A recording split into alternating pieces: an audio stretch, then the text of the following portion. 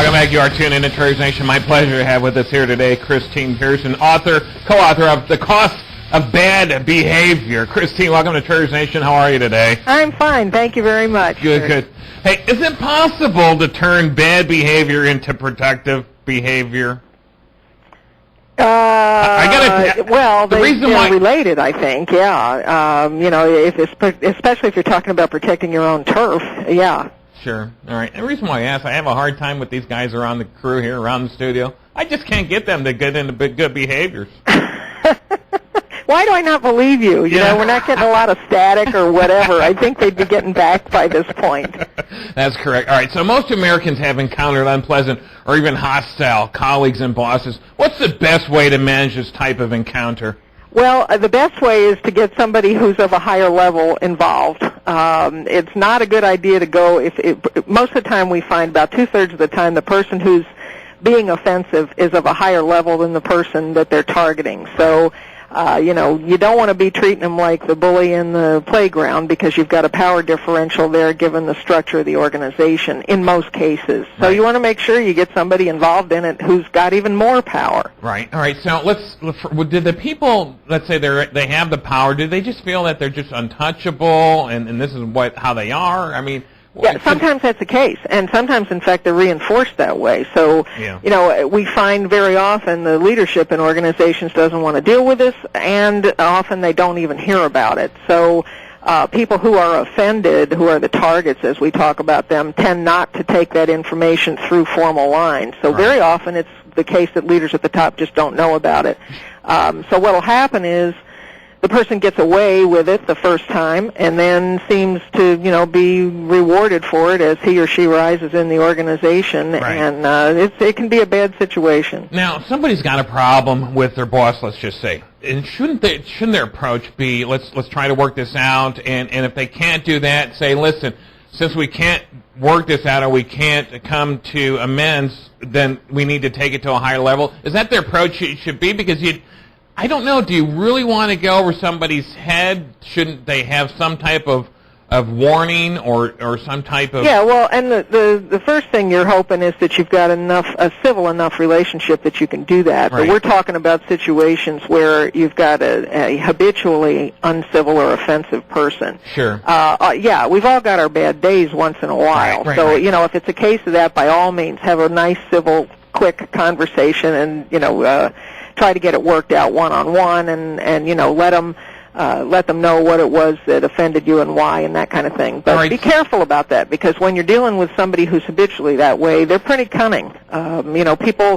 People know who they are. I mean, it's amazing. We've been looking at this now for about 10 years, and we can go into an organization and, folks know who the uncivil people are on a habitual basis. Right, all right. So if you're on a civil discussion, civil level with these people, with your boss, let's say, then a good chance you're going to be able to get it resolved without having to go to the uppers. Sure. All right, so having said that, you can't get it resolved, then you go to the uppers.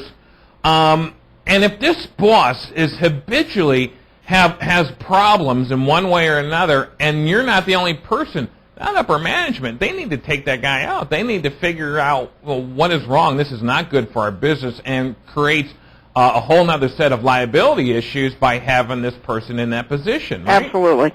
All right, so what do? You go to the next level. Now what? Well, first of all, you have to hope that the next level has already had the conversation to make sure they don't want this kind of behavior going on. So let's assume that you're going to them and, they already have decided this is not appropriate. Sure.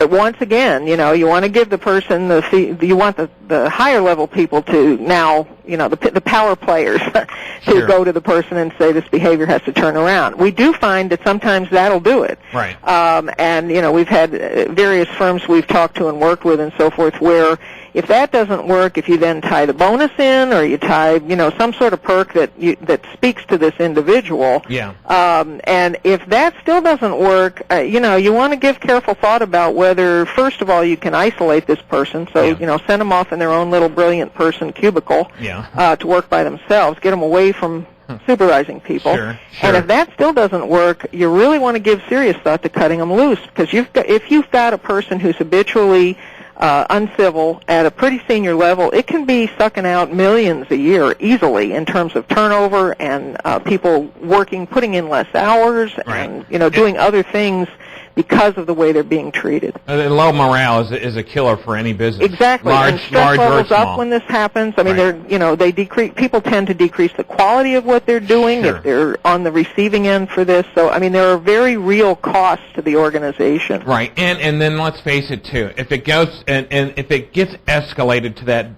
that upper level of management, there's really nowhere else other than legal issues if they can't be resolved at that level. So they need to get it resolved before it gets into a legal issue. Absolutely. Okay. Yeah. Which now we're talking, now the guy's still around, and we're talking expensive legal problems and everything else so it needs to be resolved at that level. All right, so you've identified a range of behaviors that may be perceived as inappropriate in the workplace. We just talked about that a minute ago. On the other side here, you have a good example of that would be like text messaging, inappropriate use of cell phones. What kind of costs are businesses facing with this lost time and productivity on the worker side? Well, again, people will cut back the amount. On the worker side, they're not doing the job you've hired them to do, and if they're on the receiving end of that, they're going to be intentionally cutting back their work effort. About half the people tell us that they put in less time at work and they just don't work as hard. They work to the job description. They don't do the things above and beyond that, which is really sort of the glue that holds the organization together. So you got problems that way. Yeah. They also lose time trying to avoid this jerk that they've had to deal with. Then we've got a spillover effect, we find, so that their teammates are affected.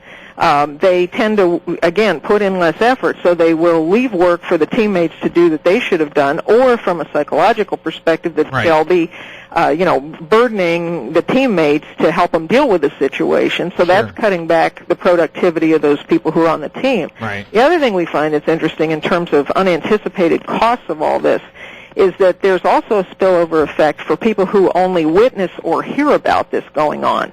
So it's not just the time they're wasting at the coffee machine talking about, did you see what this jerk did today? Right. But they're also thinking, am I going to be the next target of this guy or this gal? And so, there's just all sorts of spillover.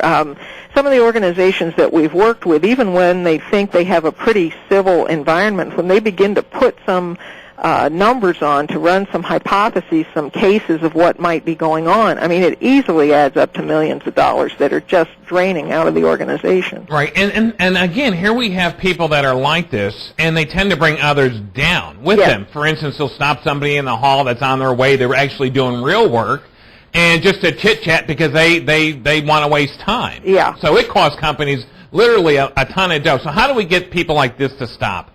Well, I think the first thing, like any other bad behavior of life, is awareness. So our hope with the book is that we make those who are in the position to do something about it. We make them aware if they're not yet aware. And we, again, over this decade, we found there's a lot of people that haven't even begun to think this way. I mean, they just sort of take it as, the way things happen there.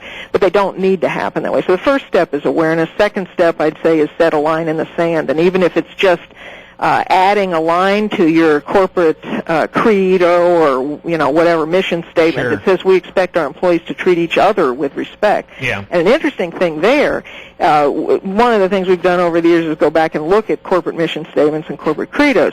Okay, so today virtually all of them talk about how they want their employees to treat customers, but far, far fewer talk about what they expect internally. Workplace is absolutely critical because what comes out of that workplace is how those customers are going to be treated, and it's got to be absolutely top-notch. We're out of time. Christine, where can we find a copy of The Cost of Bad Behavior today? Actually, if you go to the title, thecostofbadbehavior.com, you can hook in that way. It's in all the national chains and Amazon and all the rest. So wherever you normally look for books, hopefully you'll find it there. Absolutely fantastic. Wherever fine books are sold, Barnes & Noble is a good place, Amazon.com. Go to thecostofbadbehavior.com. Co-author today, Christine Pearson. Thanks for your time on Trader's Nation. I appreciate it. Total pleasure, Kurt. Thank you. You're more than welcome. All right, folks, head over to the website, thecostofbadbehavior.com. Get a copy of The Cost of Bad Behavior because it does cost businesses the morale, lots of money, time, and everything else. All right, go get a copy today. We'll be right back.